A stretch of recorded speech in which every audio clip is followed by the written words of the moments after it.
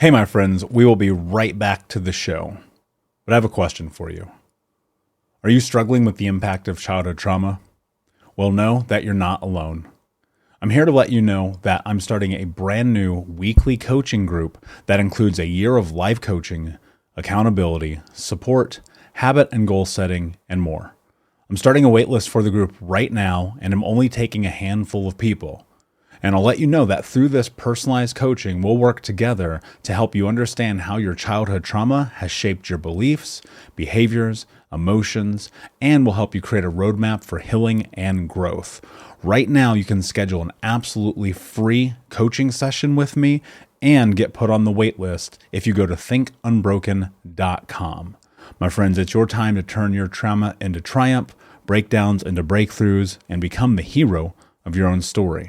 And I'm here to support you in doing that. Just go to thinkunbroken.com to register for a free coaching call with me and to get put on the wait list for the brand new weekly coaching program.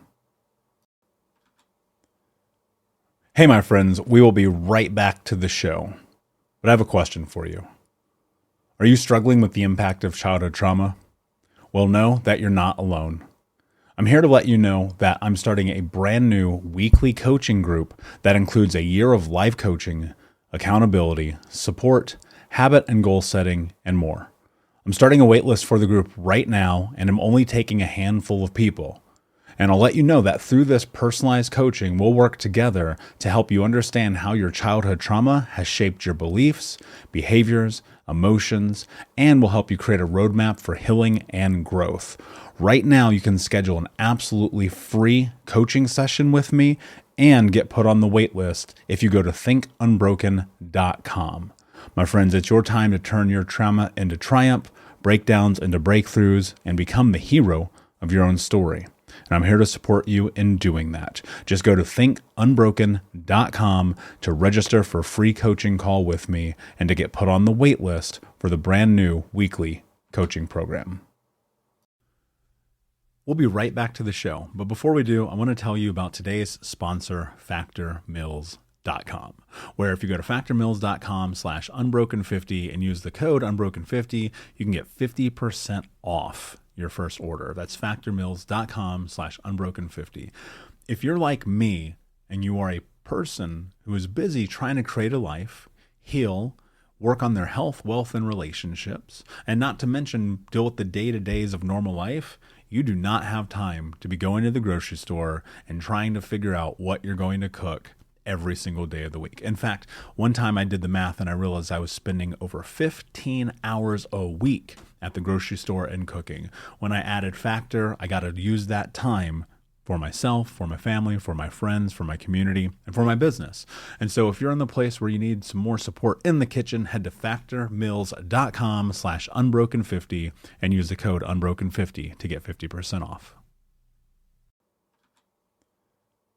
Hey, my friends, we will be right back to the show. But I have a question for you. Are you struggling with the impact of childhood trauma? Well, know that you're not alone. I'm here to let you know that I'm starting a brand new weekly coaching group that includes a year of life coaching, accountability, support, habit and goal setting, and more. I'm starting a waitlist for the group right now, and I'm only taking a handful of people.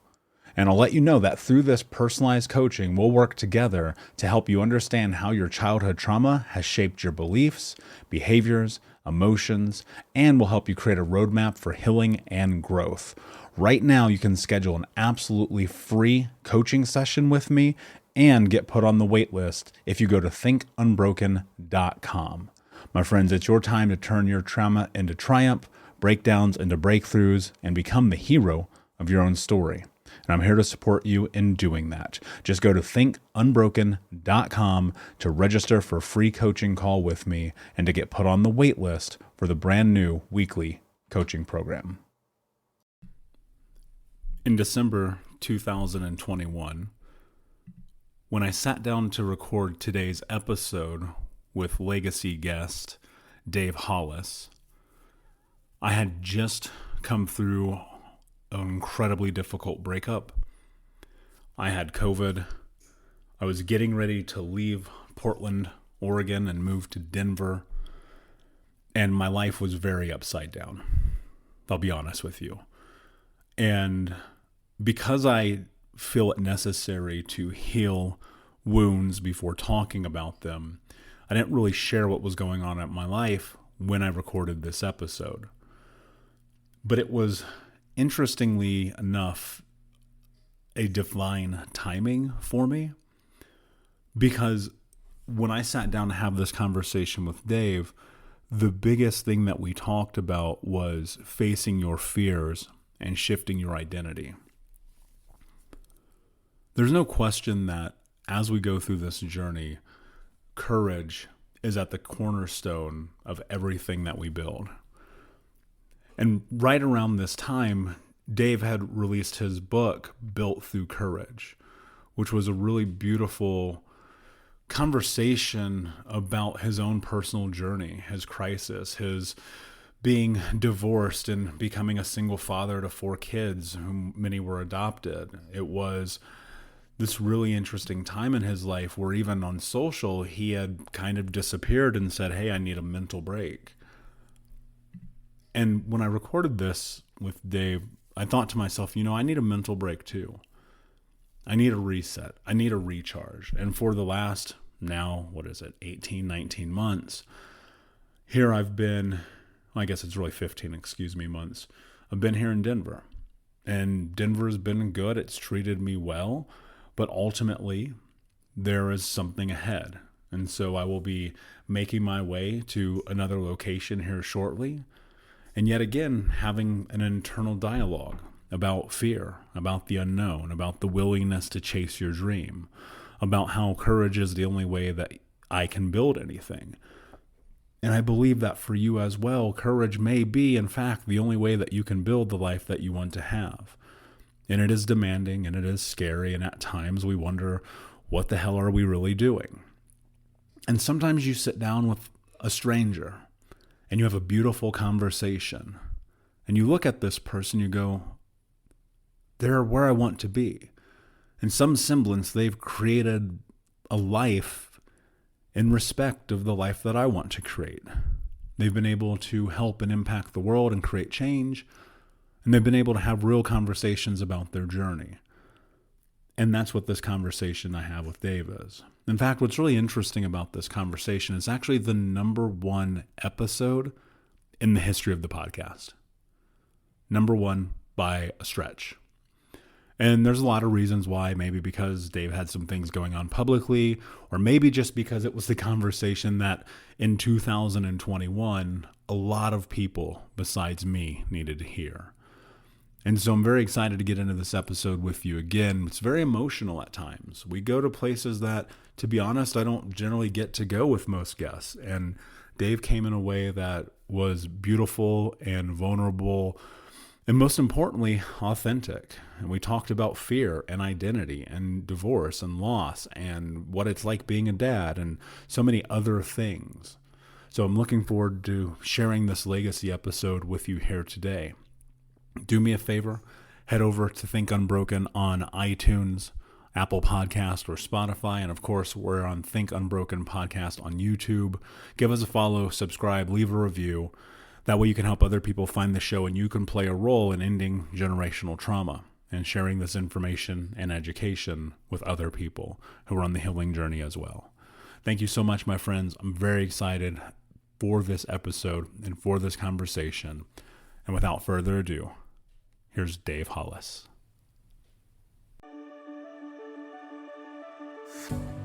You're listening to the Think Unbroken podcast, and I'm your host, Michael Unbroken. I'm an author, speaker, coach, and advocate for adult survivors of childhood trauma and abuse. In this podcast, you will learn how to transform your trauma into triumph, turn breakdowns into breakthroughs, and go from victim to being the hero of your own story. You can learn more at thinkunbrokenpodcast.com.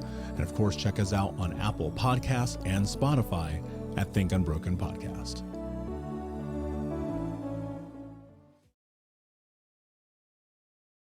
Hey, what's up, Unbroken Nation? Hope that you're doing well wherever you are in the world today. I'm very excited to be back with you with another episode with my guest, Dave Hollis, who is an author, speaker, coach, and honestly, one of the coolest dudes I've ever had the pleasure of knowing in this moment. Dave, my friend, how are you? What is going on in your world today? Oh, I am doing well. Thank you for bringing me into this community. I'm excited for today's conversation and appreciate you having me here. Yeah, pleasure is all mine. And I know the community, Unbroken Nation, is going to get so much value out of our conversation today. Dave, for those of you who don't know you, can you tell us a little bit about your backstory and how you got to where you are today? Yeah, I'm a father of four kids, previously foster father to four kids as well. I am someone who has experienced quite a bit of change over the last 5, 6 years of my life, both change that I have chosen and change that has chosen me. I am the beneficiary of the discomfort that exists inside of change, something I'm sure we'll talk about today. But I had a career inside of traditional entertainment for the better part of 20, 22, 3 years, where I worked at Fox in talent management and publicity research, a handful of different companies before landing at the Walt Disney Company. I had a 17-year career inside of Disney, the last 7 of which where I was the head of sales for the movie studio. It was a fantastic job until it wasn't, for whatever reason, satisfying some of the things that I was looking for in fulfillment or purpose as I was myself cresting my 40th birthday, going from 30 to 40, introduced a bunch of interesting existential questions about why I was here. And now that I was asking these questions, I had to do something about it. So I left a big job that most people might not leave for the adventure of entrepreneurship. I moved my family from California, where we'd lived our entire life, to just outside of Austin, Texas, Dripping Springs. And then for the last handful of years, been working in writing books and hosting podcasts and doing coaching, things that I'm very much a work in progress in. I'm still very new inside of this space, enjoying it immensely, but also still finding my way in a way that sometimes triggers my insecurity, sometimes triggers my imposter syndrome, sometimes triggers the things that get triggered.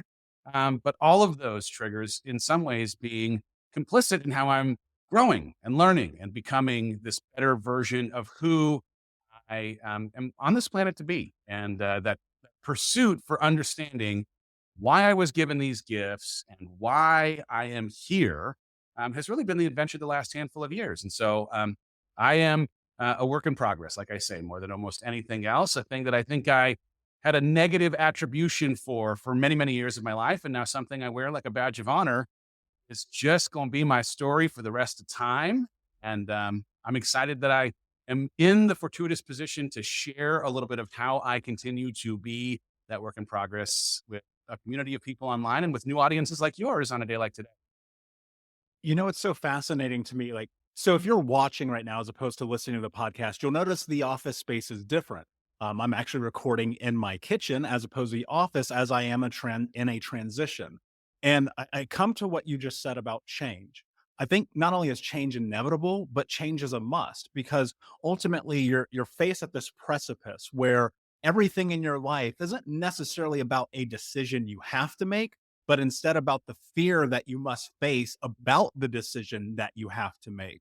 And people look at your life, those who may know a little bit more about you, or even just in this quick moment, and go, man, this guy gave up Disney. What is he on crack? Like, who does that? But there is innately and probably inherently something so deeply and pulling inside of us that it says, if I don't do this, I will be unfulfilled. And yet you are faced with this juxtaposition of this tremendous existential crisis while simultaneously parlaying that with fear, and people get stuck there.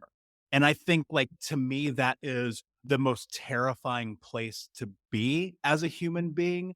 And so when you're looking at your life and you're assessing change and you're talking about what is next for Dave, while simultaneously trying to follow your heart and not have a mortality event, how do you navigate that? Well, it's interesting because for so many years, certainty was my North Star. Like if I could just have a title that was important enough, or status that was meaningful enough, or salary that made me feel safe enough, then I could cling to or rest easy in this certainty I thought was the most important thing in the entire world. And then I found myself having more and more certainty as a part of my life, And it was inversely related to the way I felt about myself when I was by myself, because in some ways that certainty came at the expense of growth. And so part of what I have now been on this discovery journey on the last 3 years of life around has been understanding the inextricable tie that exists between growth and fulfillment, and the requirements in that knowledge that comes in constantly pushing and putting myself into spaces that are new, that I don't yet have mastery in, that I have to actually fail through so that I can grow. And it started interestingly enough with a conversation unexpectedly with my younger children, when around this 40th birthday, in the midst of me as this head of sales at the Walt Disney Company, struggling to hold both the thing I thought I needed and wanted in certainty, and the discontent or the lack of fulfillment that existed inside of that certainty. We were out back. We're having a conversation in the hot tub, playing a game that we usually played, Ask Dad Anything. My boys at the time were 9, 7, and 4. And my 7-year-old asks this question: Dad, what are you most afraid of? And as much as he's looking for silly stuff, because this was usually a silly game, he wants, spiders or scorpions or dragons or something, out of my mouth falls, not living up to my potential. As in, like, I know I have some responsibility to honor the intention of a creator who put me here for a reason. In real time, I found myself living into my greatest fear, because the quality of the films and the quality of the teams and the quality of the leadership were such that I was getting straight A grades without having to study for tests.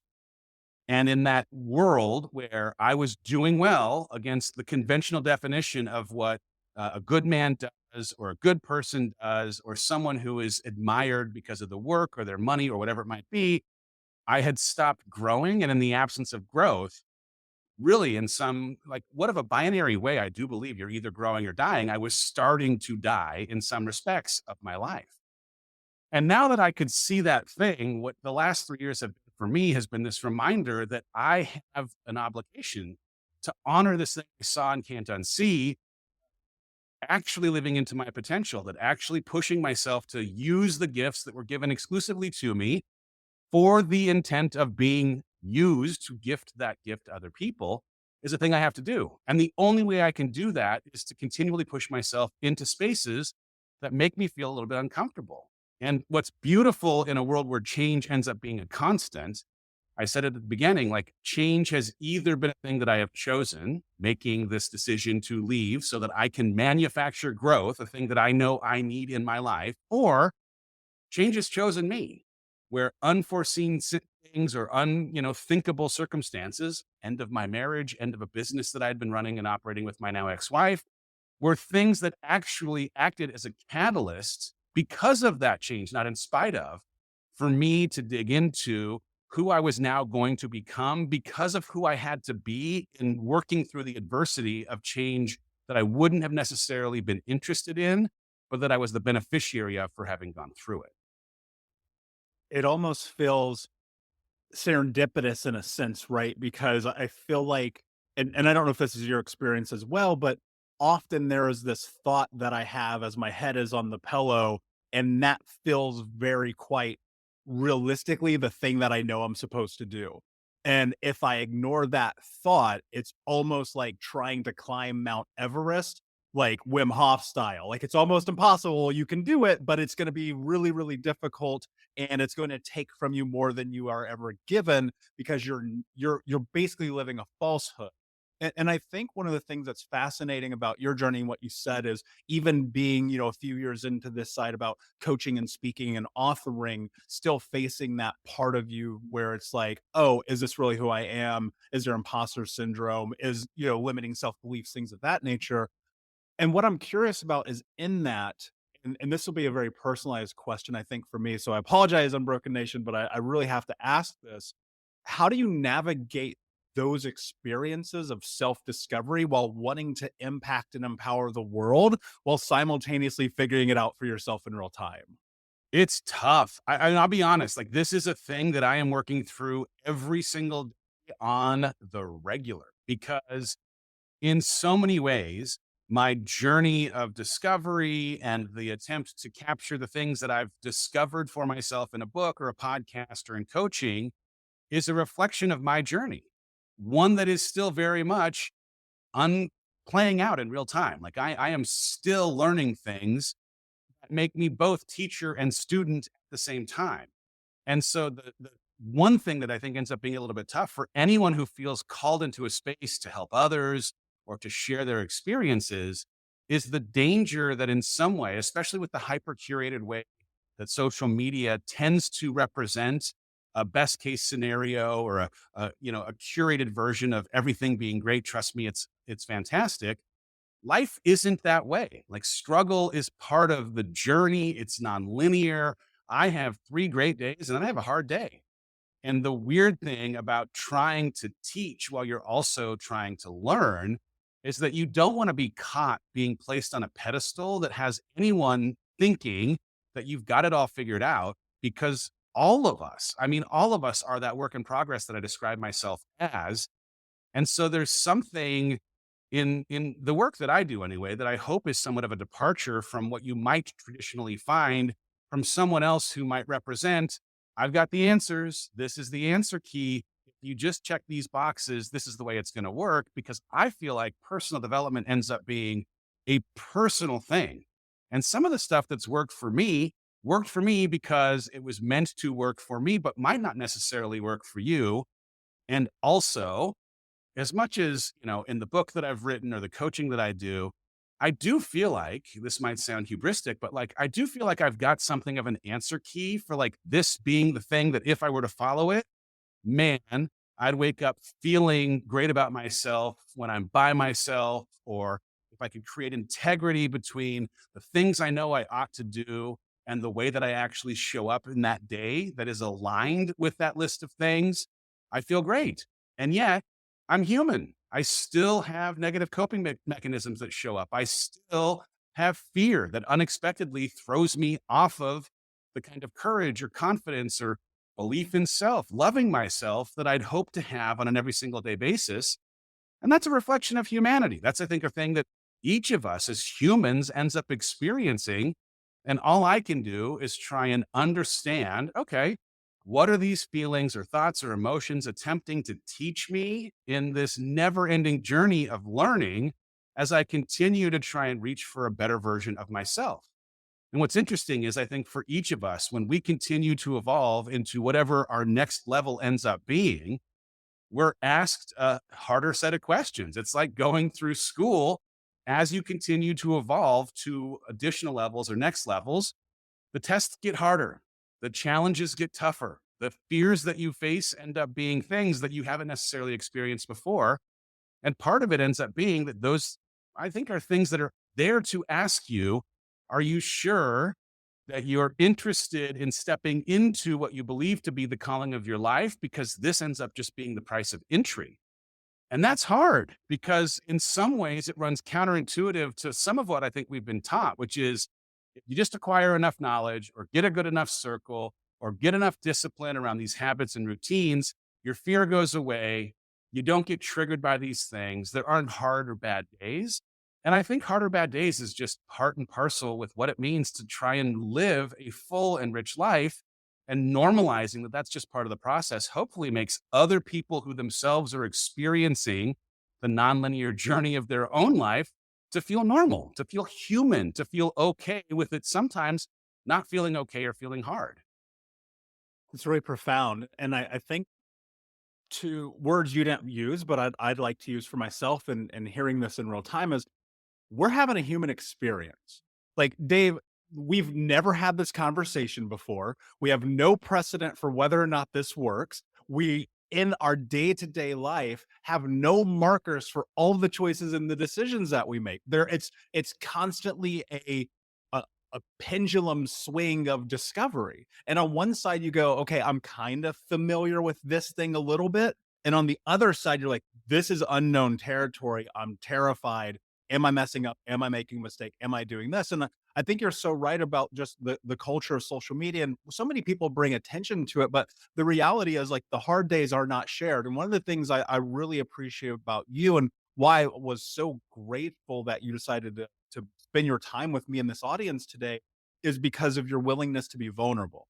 And we live in a society where there's, I want to call it almost toxic vulnerability, where people are just putting stuff out in the world for the sake of putting it out. And that feels very obtuse to me. But what I watched over the course of the last few years and tracking you is, and being someone where, in a sense, you're a mentor to me, right? And that's because I consume your content, I read your books, I listen to the podcast. I go, this person is a marker one step ahead of where it is that I am trying to go. And what happened was this really interesting moment in your life where you're faced with a challenge of your identity. And what I'm really curious about, Dave, is in that moment and in this experience where you're like, this is who I think I am, and suddenly curveball, how do you build yourself or reclaim yourself or create yourself or put yourself in a position where you can become the Dave that you are today, in consideration that you thought you knew who you were going to be? Oh man, it's such a good question. And if there was a theme in any of what has been a tumultuous and beautiful, like the best and hardest years of my life in these last 5, it's been identity shift and change, because I, for so many years, had that corporate identity, that Disney thing as a part of who I was. It was the first thing I might introduce myself as in the midst of a cocktail party or regale people with in my family when we gather for Thanksgiving. After leaving that, there were things in my marriage where I identified primarily as husband to her, in a way that once the marriage ended, I had to ask the question of, who am I now that I'm no longer who I've been? And I think a lot of times that's what the questions of identity and shift end up asking. Who are you if you aren't the modifiers that you've previously used to identify yourself?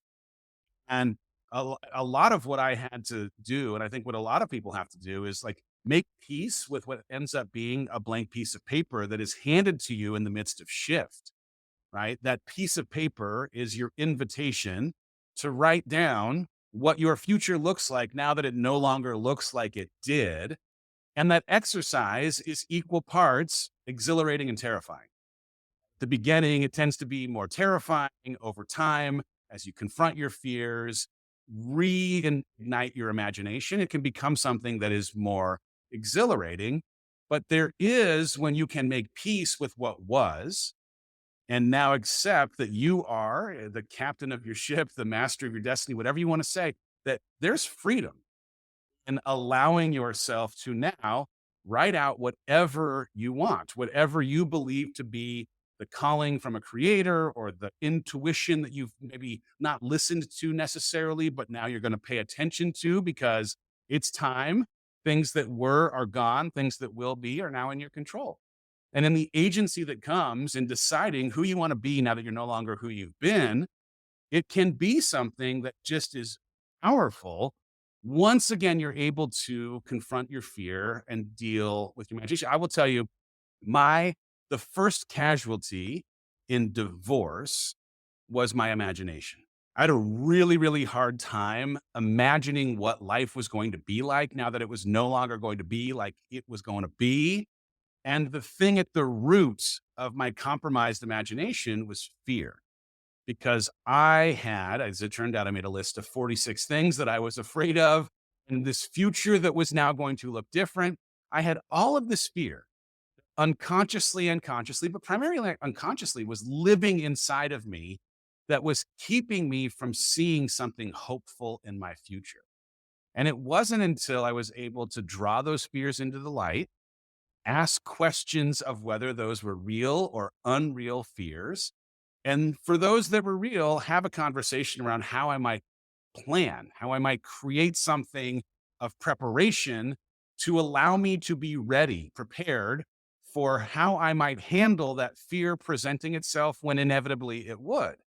And I would argue that a plan is the antidote to fear in so many ways. And by doing that exercise, what slowly happened is that I was putting the paddles on my imagination, yelling clear, and slowly bringing it back to life in a way that allowed me to start casting something of a hopeful vision for what might be, even though it was going to be different, even though I was still grieving what I wish it might have looked like, there was power in that. There's this great quote, Les Brown, looks like a very famous personal development speaker. I've used it now in 2 books. I might use it in every book, but his quote is that hope in the future is power in the present, right? Like our ability to have the imagination for something hopeful in our future is what allows us to create some traction in real time, even in the midst of crisis or grief or sadness or change or identity shift.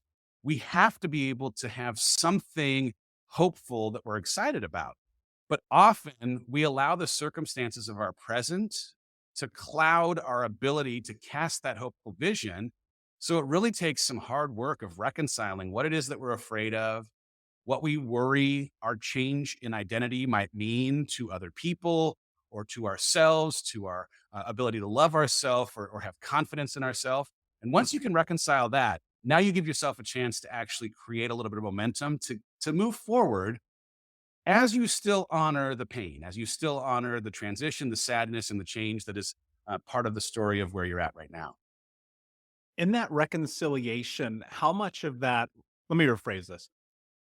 When you're going through the process of recognizing and looking at your past self through the scope of where you are in the present moment, how do you reconcile you are no longer that person while balancing, okay, I'm in this moment, the future is uncertain, but I feel like I'm starting to tap into myself.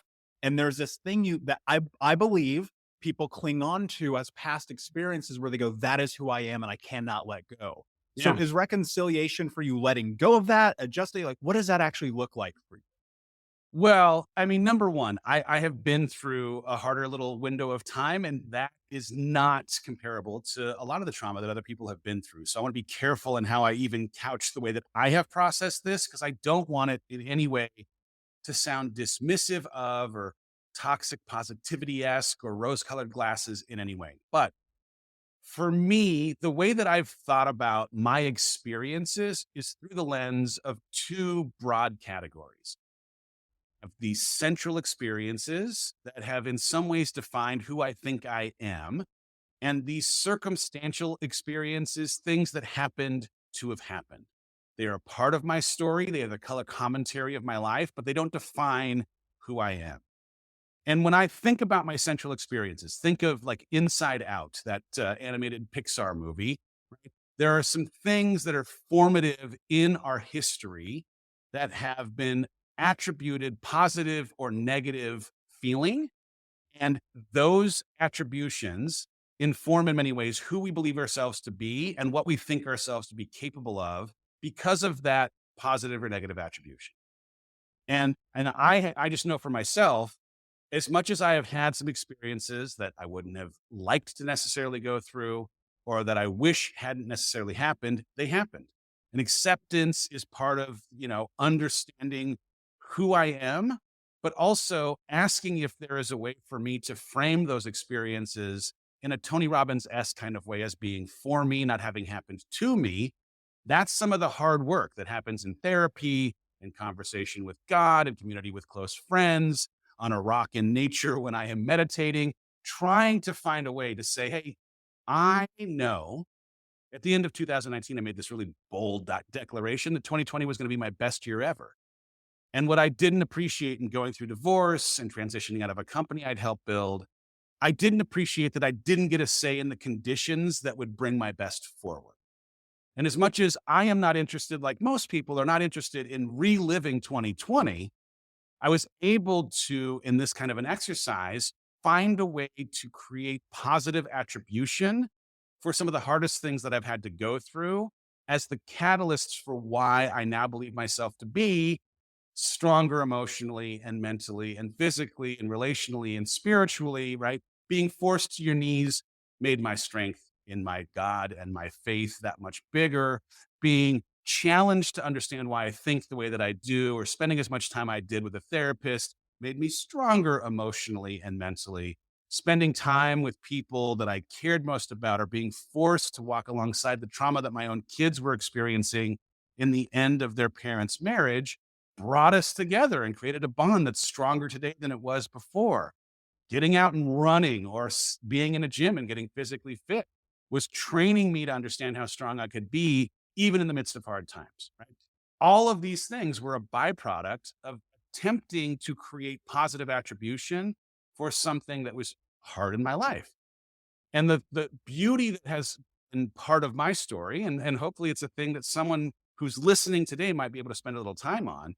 There are times when things that were a formative part of my identity, a central experience, became, because of the deconstructing of the pieces that I'd afforded weight to, circumstantial experiences because of time and perspective. And it doesn't mean, again, that I'm looking to dismiss that, man, you didn't deserve it. It wasn't fair. That trauma is something that you still need to honor and spend time in therapy and community and grieve.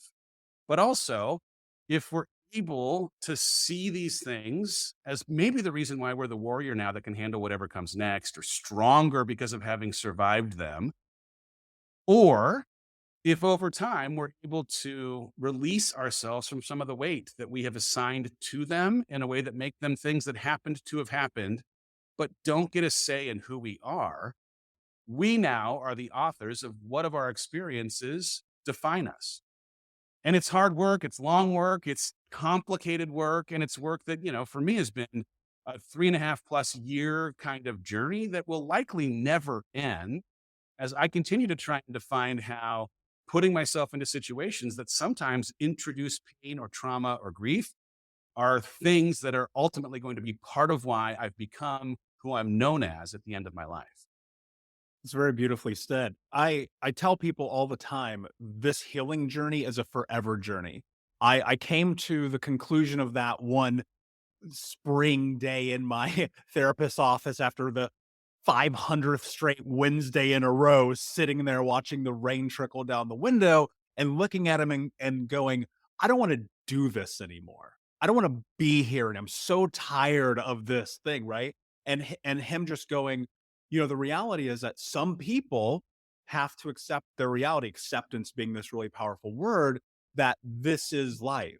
And that's not necessarily a bad thing. But Yeah. I think, and one of the things I want to pull to here is, I think, especially as men and men in America, this idea of therapy and working through trauma, people, even still, even in 2021, as we head into whatever's next in the future of our lives, there is still this really gross nomenclature around it about weakness, Yeah. about you're not a man, about you cry. Dude, I have there's an Adidas commercial that comes on with the old guy running where he's breaking out of the hospital. It's like I break out just busting out in tears, right? But there's this stigma that still exists around toxic masculinity. What was your experience like stepping into therapy as this person who was in a phase of self-discovery in which you were? Yeah. Well, number one, I mean, I even wrote this line in my book. Like, I have had a Cal Ripken-esque streak of consecutive crying days.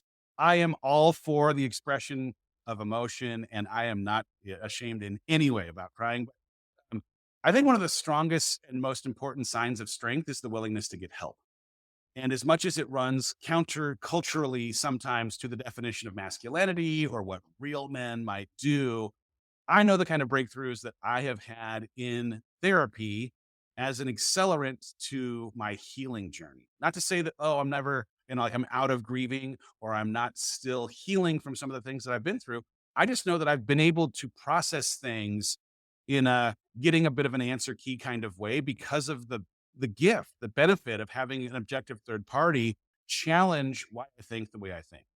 What's interesting for me is, as much as I'd been in therapy off and on, I mean, not even off and on, consistently for years prior to the end of my marriage, at the end of it, because identity was such a big thing that was shifting, I intentionally went and tried to find someone who might support me in the concept of self. Like, who am I now that I'm no longer who I've been, was my big question. And I found a therapist that specialized in something called internal family systems, where you get to be, as self, the observer of your emotions and your thoughts in a way that disconnects you from them being who you are. That was so much a gift, right? Like the idea that I'm not my thoughts, but that I'm the observer of my thoughts, or that I'm not my emotions. I'm the observer of my emotions. allowed me actually to make a relationship with my thoughts or my emotions, to like become an investigator, to understand why they exist and what role they believe themselves to be playing. And it's something that would never have occurred to me. I would have never, because it sounds crazy. Even there's someone listening right now that's like, this guy's gone off the old ladder.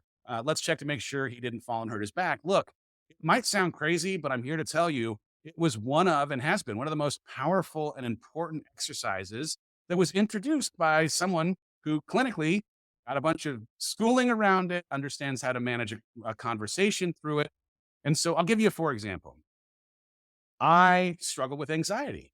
And anxiety is just, more than anything, the fear of what might happen, like the imagination that we each have of how many things could happen, allowing sometimes the worst case scenario version of those things to be the thing that we get preoccupied with and ideate on. And when my anxiety now shows up because of the work I did with this therapist, I actually have named my anxiety. His name is Clark. I sit him down in a table and chairs kind of setting, an office setting, and I have a conversation with Clark. Hey, Clark, why do you believe yourself to be here? What role do you think that you're playing? And in this therapy, there's this recognition that the parts that we have, the feelings or emotions that we have, they believe themselves here to help us. And so I have this conversation to understand, what, Clark, do you think you are here to help me with? And what's beautiful is that as much as I used to, when I got anxious, think I was anxious and would just spin a bit, might devolve into a negative coping mechanism that wasn't actually serving me, to mute the voice of that anxiety. I now am engaging in it in a way that recognizes I am not this feeling, I'm the observer of it, and get to ask it questions. Now am afforded the benefit of intel. And what Clark usually points out is, hey, if there's a part of your life where there is just enough ambiguity, I feel like I have a responsibility to train your focus to it, such that if you were able to put together a little bit of a plan in this part of your life, I would feel like I have permission to now leave, and I will have done my job in drawing your attention to this ambiguous space. And so in a crazy way that's super disconnected from the way I used to feel when I got anxious, in having this conversation, I'm not this feeling, I'm the observer of it. I get to ask it questions. I bizarrely almost have developed some gratitude over this feeling popping up that I now get to ask questions of, because of the way it draws my focus to some part of my life that doesn't have a plan. Great, I'll make a plan. Plan becomes the antidote to fear. And now I actually have something that allows me to sleep more soundly or worry less, because I'm prepared for whatever that ambiguous part of my life was that, if not for anxiety popping up, I would not maybe have been aware of. Yeah. And without going to therapy, you may not even have the answer to get to that place. At all, at all. It was a gift that came in a conversation from somebody who, by the way, as he was describing the process and this idea that like you're the observer and their parts that think they're helping, I was skeptical. I was, like, because of, I think, some of the current that exists in traditional society, like, are you sure this sounds woo-woo? And then I put it to practice, and it's been helpful for me. And guess what? It might not be helpful for everyone, but I feel pretty confident that sitting and having a conversation with a therapist of some kind is a thing that would be cathartic and helpful for anyone trying to process literally anything in their life. Yeah, I wholeheartedly agree. And everyone who listens to the show knows that I'm a huge proponent of it. I think that it should be obligatory, like as a human being, especially in the society that we live in, to go through that, because there are traumas, and a lot of it you don't even recognize are impacting you until you start looking at your behaviors and trying to understand, to your point, why do I do the things that I do? And I think that's what's so fascinating about stepping in and sitting in that chair and having that mirror and go, well, have you thought about this? Because in my experience, like going through Gestalt therapy being the most powerful for me, I was able to make meaning, because I consider myself to be very analytical. So I look for rhyme and reason. Is there causation? Is there correlation? And Yeah. within that, can I create a scope of action? And I love that you point to this idea about creating a plan to get through where you are right now. One of the things I'm really curious about, and I'll preface this question with this: I do not have children. I do not know if I will ever have children. That said, I know that many of the people of the Unbroken Nation do. And the question that I want to ask on their behalf is this: when you are in a position that you are in this transition of life, looking through the scope of identity, having an existential crisis, if you don't mind if I use those words, and simultaneously going through a divorce while trying not to destroy your kids, how do you navigate that? Because I know there's someone listening right now who's in that position that needs some guidance. I mean, one day at a time. I mean, here's the headline. Anyone who has been married and finds themselves in divorce is not going to be good at co-parenting on the first day. It is a guarantee because it's not a skill that you've ever trained for.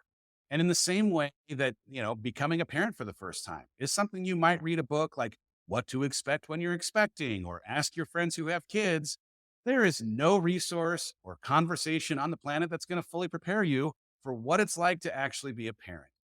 And so it requires just a heavy dose of grace anytime there's change with kids, not kids. But for me with kids, there were things I did thinking it was in their best interest that I can see in the aftermath of now 18 months of time.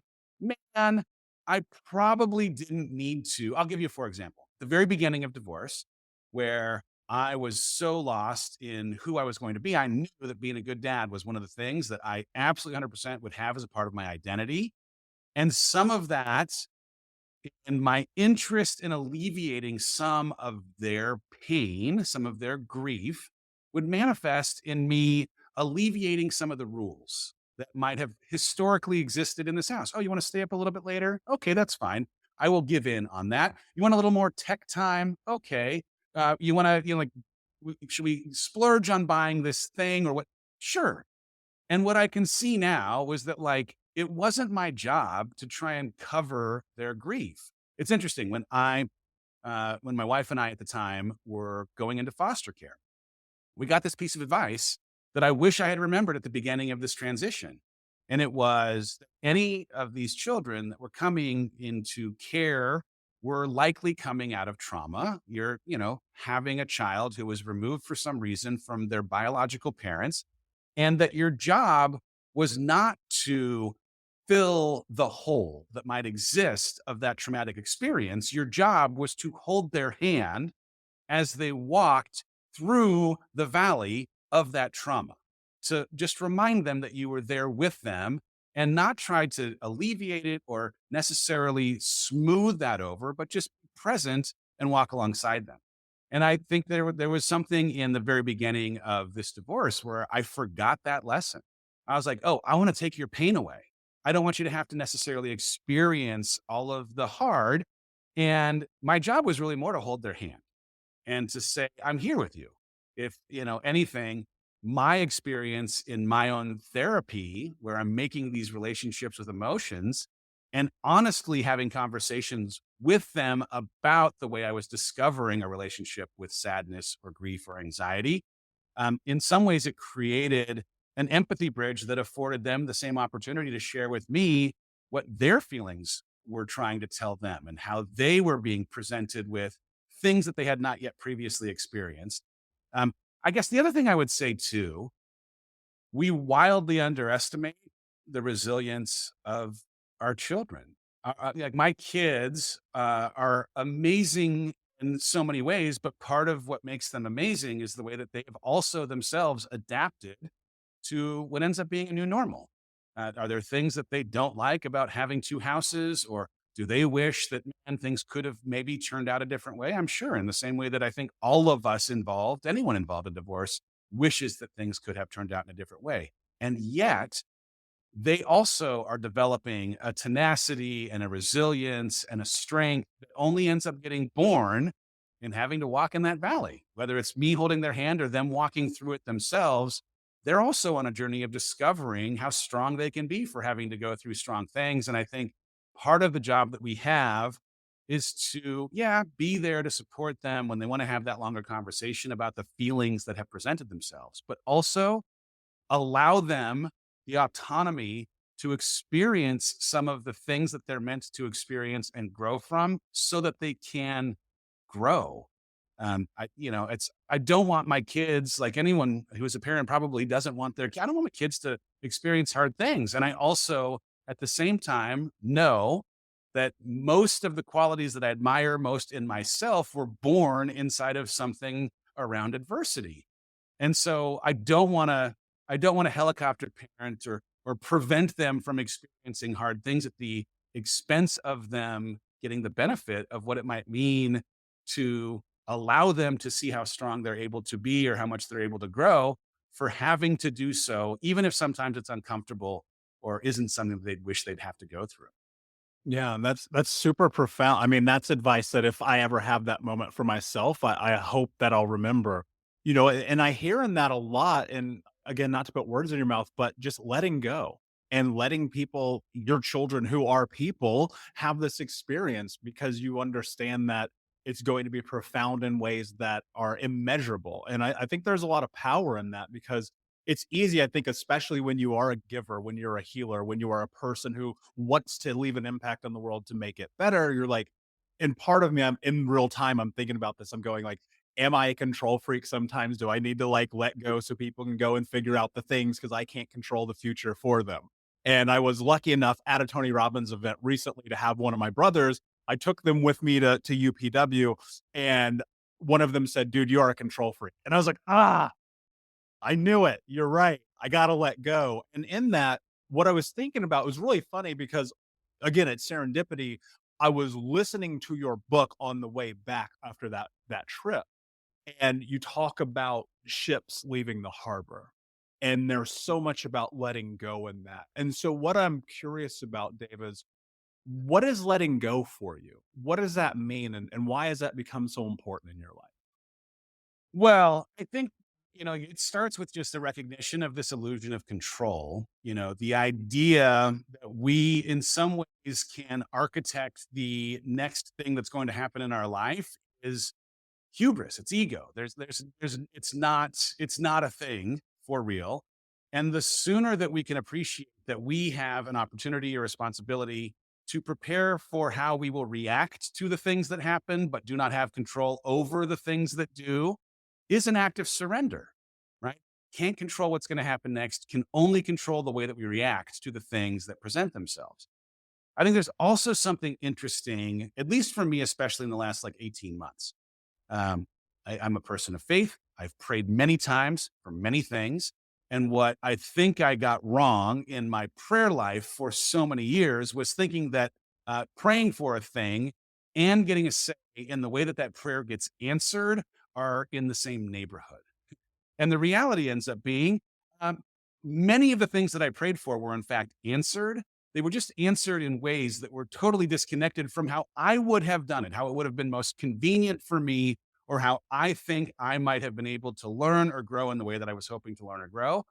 Most of the things that I needed were never on the list of what I would have had on the menu. I would have never chosen to grow in the way that I've grown.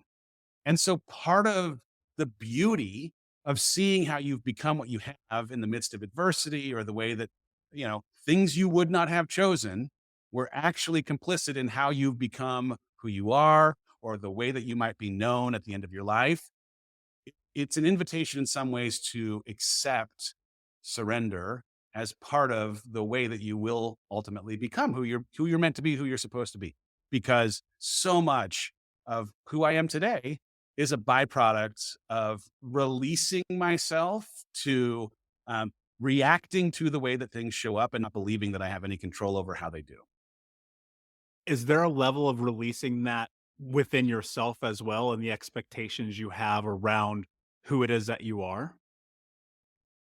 Yes and no. I mean, like, I think part of it is like I am attempting to create something of a foundation that might afford me equilibrium, irrespective of the conditions of the seas.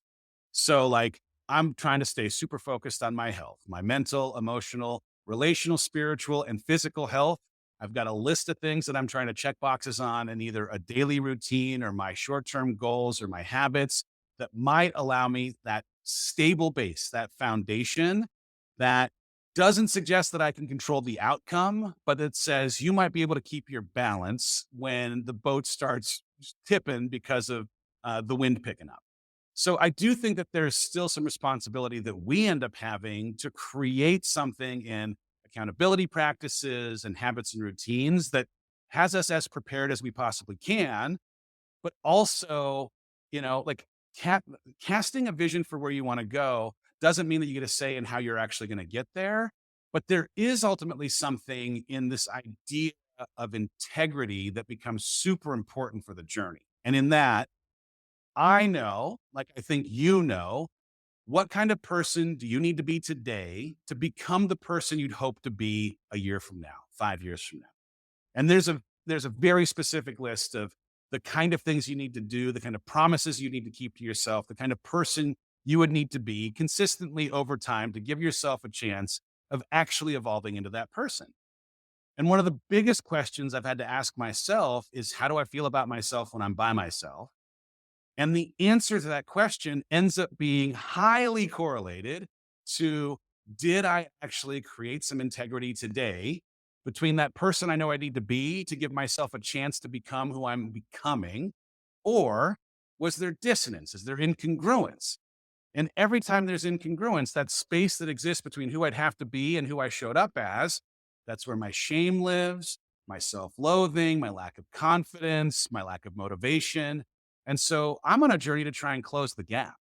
Like every day, how can I just get a little bit closer to creating some integrity between who I know I'd have to be today to become this person that I believe my creator put me on the planet to be, to have maximum impact, to have to model for my children the person that I'd hope that they also might become as an adult. And when I can create consecutive days of that kind of integrity, whoa, there's momentum, there's pride, there's love for self, there's confidence, courage, all the things that you need. And so, when you can create that integrity, right, it still doesn't change the way that you can affect how the day is going to meet you, but it changes the way that you meet the day. Irrespective of the conditions, you're now more ready when you've created integrity with who you know you need to be to become who you're meant to be. Dude, if we could bottle up what you just said, we would solve every problem on planet Earth. But I just want to say this too, because I think it's important. I know this to be an absolute 100% capital T truth, and I still struggle to create integrity every day, right? Just because you know it, anyone who's listening right now, this is the secret. This is everything. If you just kept promises to yourself, if you just showed up the way that you were supposed to, if you handled your habits, your negative coping mechanisms, got your relationships right, your relationship with your maker, whatever it might be, if you could create that integrity, you would feel great about yourself when you're by yourself. This is the secret. And yet we're human. So, like, it also comes with needing to have a huge amount of grace for yourself, to surround yourself with the right kind of people that'll encourage you to get back up when you have one of those nonlinear bad days that you fall off track. But getting back to this place, it's everything. It is. It truly is. And there's momentum. And I to come full circle in this conversation, it's very much not about hubris. It's not about a pedestal. It's about recognizing, like, you're going to have bad days. You're going to have good days. Can you have momentum? Because if you can have more good days than you have bad days, you're going to win on a long enough timeline. Dave, my friend, this conversation has been absolutely incredible. Can you tell everyone where they can find you before I ask you my last question?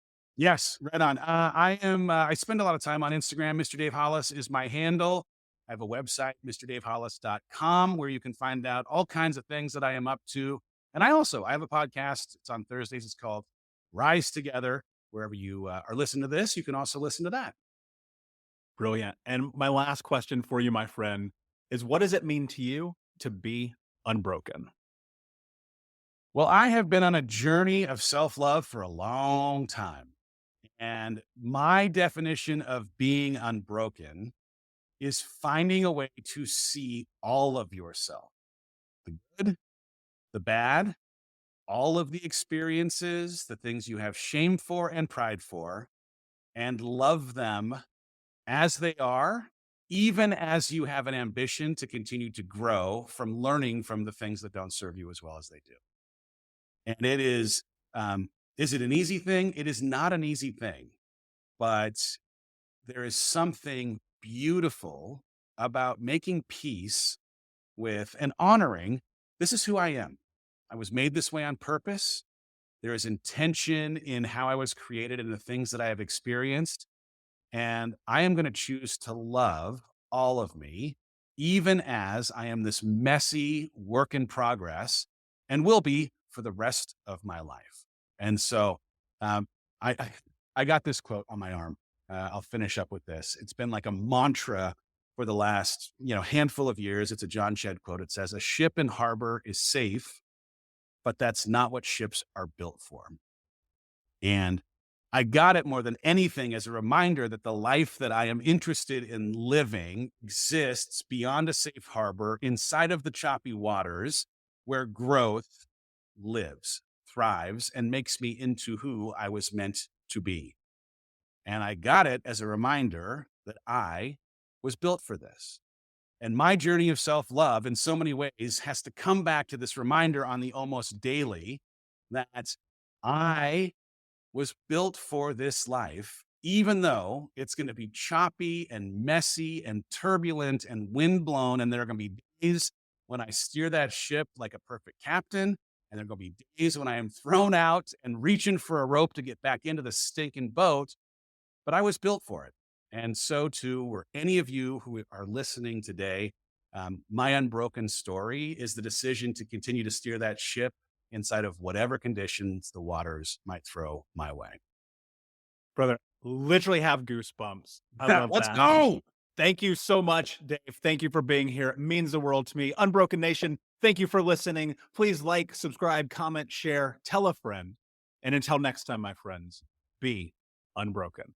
I'll see ya. Thank you so much for listening to Think Unbroken. Please share this episode with someone who could use it and help us move forward in our mission of ending generational trauma in our lifetime. And if you would, please take 5 seconds to pop on iTunes or Spotify, hit that 5-star, leave a review, and you can also reach out to us on social at Michael Unbroken or at Think Unbroken. And of course, you can check out our YouTube channel at Think Unbroken. Thank you for being a part of Unbroken Nation, my friends, and until next time, be unbroken. Hey, my friends, we will be right back to the show, but I have a question for you. Are you struggling with the impact of childhood trauma? Well, know that you're not alone. I'm here to let you know that I'm starting a brand new weekly coaching group that includes a year of life coaching, accountability, support, habit and goal setting, and more.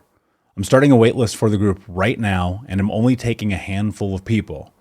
And I'll let you know that through this personalized coaching, we'll work together to help you understand how your childhood trauma has shaped your beliefs, behaviors, emotions, and will help you create a roadmap for healing and growth. Right now, you can schedule an absolutely free coaching session with me and get put on the wait list if you go to thinkunbroken.com. My friends, it's your time to turn your trauma into triumph, breakdowns into breakthroughs, and become the hero of your own story. And I'm here to support you in doing that. Just go to thinkunbroken.com to register for a free coaching call with me and to get put on the wait list for the brand new weekly coaching program.